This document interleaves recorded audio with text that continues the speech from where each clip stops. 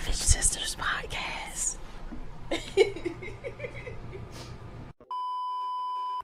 Welcome back to the podcast. To get wrong daughters. Moisture. That chocolate. I ain't eating no ass. A red flag just ain't enough for some of y'all. Ain't no lunch break, bitch. No. Wherever the hell I want to go, I'm baku. Yeah, mbuku. Cause you ungrateful. Hurt you to your soul and tell your booty hole. God bless his wife. That thing was raw. Nothing. I got something for that ass. Yeah. Oh, deaf ass. It's hard out here in these streets. I'm on got 3,000 No. with the twist. Lying. What the hell is wrong with y'all? Currently, we tweaking a little bit. But you still. Like yourself first. Hell no. We know your ass lying. Everybody's feelings is gonna get hurt in that intervention. Cause if you ain't good, then ain't nobody else gonna be good. Damn. Team ignorant.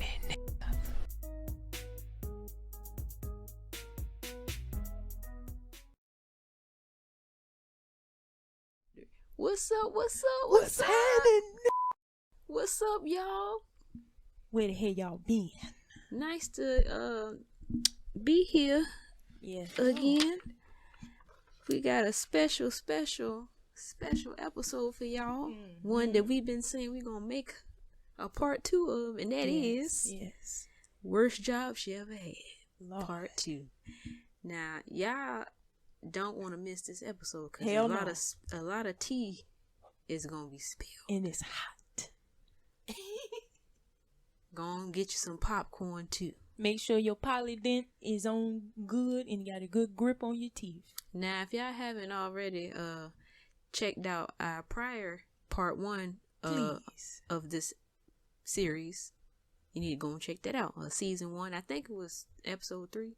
Yeah. If I'm not mistaken, it was Yeah. 3. Yeah, Yes. that was, whew, yeah. Go and check that one out. You will not fail to laugh. I can assure you that. Yeah. So go and check out part 1, and then you can come back here, or you can listen to this one, go back to part 1. Yeah, the choice is yours. Okay. Anyway,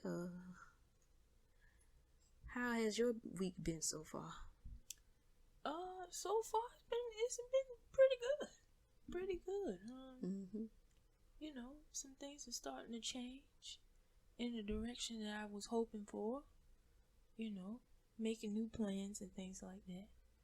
And yeah, I can say it's going pretty good. I like for my week to go like this. It's going smooth, and I like that. How about you? Yeah, it's been pretty. Sunday started a good week. So yeah, I got, I had 2 promos for the current job that I'm doing. So that gave me some extra money on top of the money I already made during the day, and that was, I really needed that. That's always a plus. Yeah. Okay. Got my notes pulled up, and I hope y'all ready. So, what was your job and what was your position at the job? And you want me to go first? Yeah. You go. Okay. Go that first. So.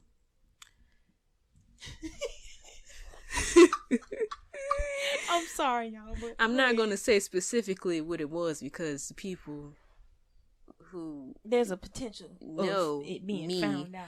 Yeah. They would know what I'm talking about, So I'm just going to say,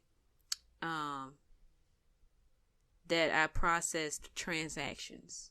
That was a big part of my job. Okay. Were they financial transactions, or were they like could you answer that, or would that be still giving too much? A little bit. Okay. Yeah, let's just go with that. It was just then again, not really. Well, see, you could say financial transactions. So yeah, because... I mean, yeah. Okay. And what was yours? Oh, I got a list of questions, but that's the first part of the questions. So, what type of job was it? Like, what was your position? You don't have to say the, name of the company, but, give us a little